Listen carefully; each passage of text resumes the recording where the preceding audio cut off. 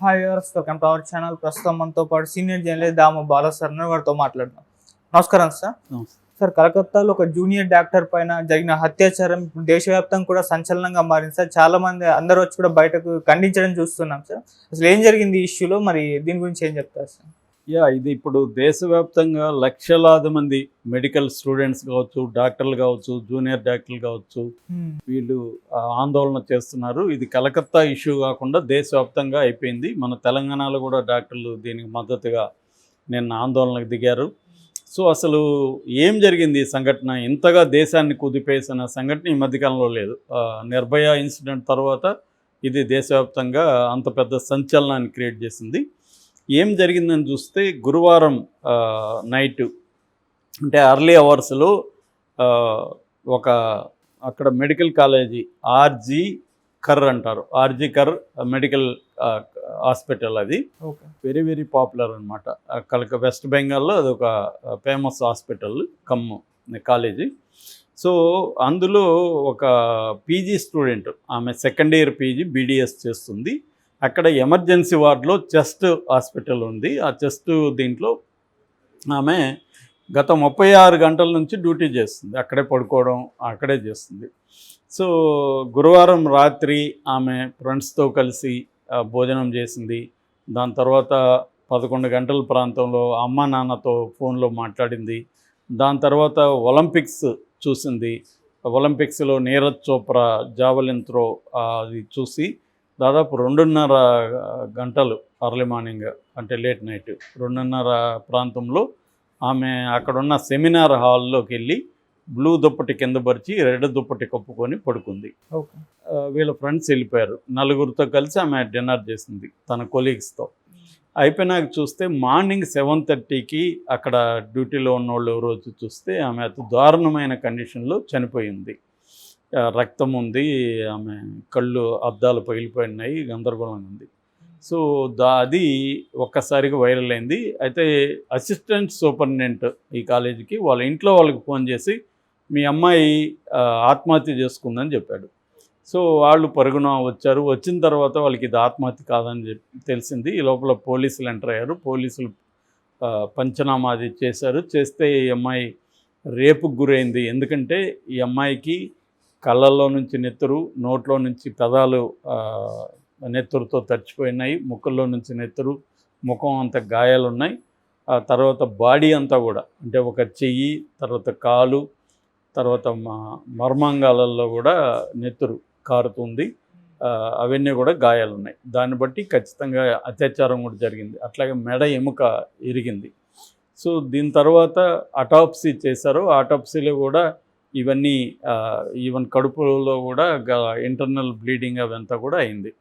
So ఓవరాల్గా అతి దారుణంగా ఎవరు ఈమె పెనుగులాడినట్టుగా అర్థమవుతుంది. ఈమెను గోడకి కొట్టడం వల్ల తల, మెడని గట్టిగా పిసకడం, నోరుని అదుముకోవడం అరవనీయకుండా, ఆ తర్వాత అత్యాచారం చేయడం, ఇవన్నీ జరిగాయి.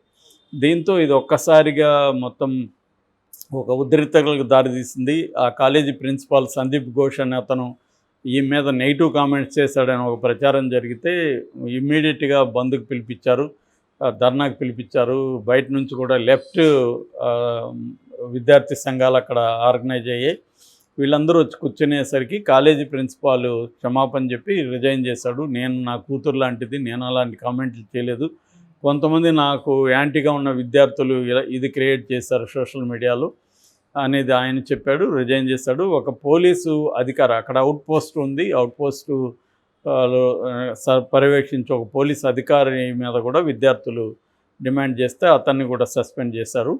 ఇప్పుడు అక్కడ వినీత్ గోయల్ అని సిపి అనమాట, కలకత్తా కమిషనరు, ఆయన రంగంలోకి దిగారు. అట్లాగే మమతా బెనర్జీ పేరెంట్స్ని విజిట్ చేసింది. సో ఆమె సండే వరకు డెడ్లైన్ పెట్టింది. సండే లోపల కానీ ఈ కేసును పరిష్కరించకపోతే నేను సిబిఐకి ఇస్తానని. అంటే విద్యార్థుల డిమాండ్ ఏంటంటే వాళ్ళు ఒక 6-7 డిమాండ్స్ చేస్తున్నారు. ఒకటి, ఈ కల్ప్రిట్ని పట్టుకోవాలి, ఆ కల్ప్రిట్ని త్వరగా కేసు పరిష్కరించి ఉరిదీయాలి. అట్లాగే హాస్పిటల్లో దీనికి బాధ్యులైన అధికారుల మీద చర్య తీసుకోవాలి, పోలీసుల బాధ్యుల మీద చర్య తీసుకోవాలి. భద్రత కల్పించాలి. సెక్యూరిటీ సీసీటీవీలు అన్ని చోట్ల లేవు. సీసీటీవీలు ఉంటే ఇప్పుడు ఆ హాల్లో కానీ సీసీటీవీలు ఉంటే ఈజీగా పట్టుకొని ఉండేవచ్చు సీసీటీవీలో. అయితే పోలీసులు రంగంలోకి దిగారు, వాళ్ళ మెథడ్స్లో ట్రై చేశారు. ఎంట్రీ పాయింట్స్లో సీసీటీవీలు ఉన్నాయి. ఎవరు వెళ్ళారంటే 7 గంటలకి సంజయ్ రాయ్ అని ఒక అతను వెళ్ళాడు. ఆ తర్వాత వెనక్కి వచ్చాడు. మళ్ళీ 11 గంటలకి రాత్రి వెళ్ళాడు. తర్వాత 4 గంటల ప్రాంతంలో వెళ్ళాడు అన్నది వాళ్ళకి అర్థమైంది. దాంతో ఆ సంజయ్ రాయ్ని అదుపులోకి తీసుకున్నారు.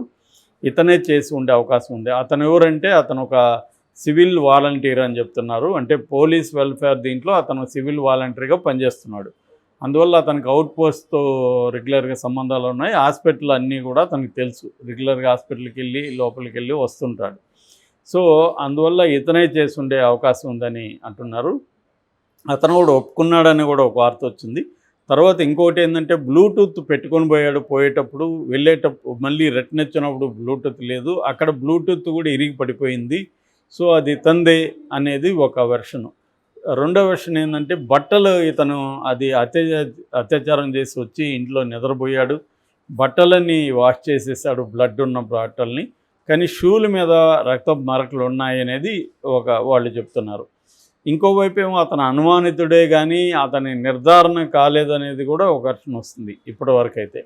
ఏదేమైనా మమతా బెనర్జీ అయితే వేగంగానే స్పందించారు. ఆమె నాకు పర్సనల్గా మనిషిని ఉరిదీయడం మీద నాకు వ్యతిరేకత ఉంది, కానీ నేను ఈ కేసులో అయితే మాత్రం ఫాస్ట్ ట్రాక్ కోర్టు ఏర్పాటు చేస్తాను, కోర్టు నిర్ణయానికి కట్టుబడి ఉంటాము. సో త్వరగానే దీన్ని పరిష్కరిస్తాను. సండే వరకు మన పోలీసులు కానీ పరిష్కరించలేకపోతే నేను సిబిఐకి అప్పగించడానికి కూడా రెడీగా ఉన్నానని ఆమె చెప్పింది. అయినా కూడా దీని పట్ల బీజేపీ వాళ్ళు ఎక్కువగా స్పందించారు. బీజేపీ వాళ్ళకి మమతాకి ఉన్న గొడవ రీత్యా దీన్ని వాళ్ళు పొలిటికల్గా ఉపయోగించుకొని దేశవ్యాప్తంగా ఆందోళనకైతే తెరదీశారు. దాదాపు కొన్ని లక్షల మంది మెడికల్ విద్యార్థులు, డాక్టర్లు పెద్ద ఎత్తున దీన్ని చేశారు. ఎందుకంటే అత్యంత క్రూరంగా ఘోరంగా ఈ సంఘటన జరిగింది. అమ్మాయి బాడీ అంతా కూడా గాయాలు ఉన్నాయి. ఇంకా డీటెయిల్ పోస్ట్ మార్టం రిపోర్ట్ రావాల్సి అయితే ఉంది. అట్లాగే ఫోరెన్సిక్ సైన్స్ ల్యాబ్కి కూడా డీటెయిల్స్ కొంత పంపించారు. సో అవి కూడా రావాలి. ఏదేమైనా ప్రజెంట్ అయితే ఈ సంజయ్ రాయ్ అనే అతన్ని అరెస్ట్ చేశారు. మామూలుగా పోలీసులు ఒక్కొక్కసారి ఏం చేస్తుంటారంటే ఈ ఆందోళనల నుంచి డైవర్ట్ చేయడానికి ఎవడో ఒకరిని ముందు అరెస్ట్ చేసేస్తే మళ్ళీ ఎంక్వైరీ చేద్దామని కూడా ట్రై చేస్తారు. అలాగే చేశారా, నిజంగా ఇతనే చేశాడా అనేది తేలాల్సి ఉంది.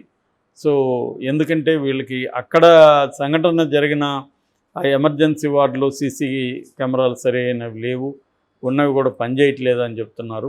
సో మేజర్గా పోలీసులు పదే అనేక చోట్లకు వచ్చి మనకి ఇప్పుడు ఆఫీసులో అన్ని చోట్ల కూడా సీసీటీవీ లేకుండా ఆఫీస్ ఓపెన్ చేయకూడదని రూల్స్ వచ్చాయి. కానీ అంత పెద్ద హాస్పిటల్లో అన్ని చోట్ల సీసీటీవీ లేకపోవడం అనేది ఇప్పుడు మేజర్ ఇది. అట్లాగే సెక్యూరిటీ సిబ్బంది ఉన్నారు, ఆ సిబ్బంది కూడా ఎక్కడ సరిగ్గా లేరు, వాళ్ళని కూడా ఇప్పుడు సస్పెండ్ చేశారు. సో ప్రాపర్ సెక్యూరిటీ లేదనే విషయం ఈ సంఘటన తెలియజేస్తుంది. రెండోది, ఆ అమ్మాయికి అంత స్ట్రెచ్డ్ డ్యూటీలు వేయడం కూడా కరెక్ట్ కాదు. 36 గంటలు ఏకబిగిన ఆమె పనిచేస్తూ ఉంది అక్కడ.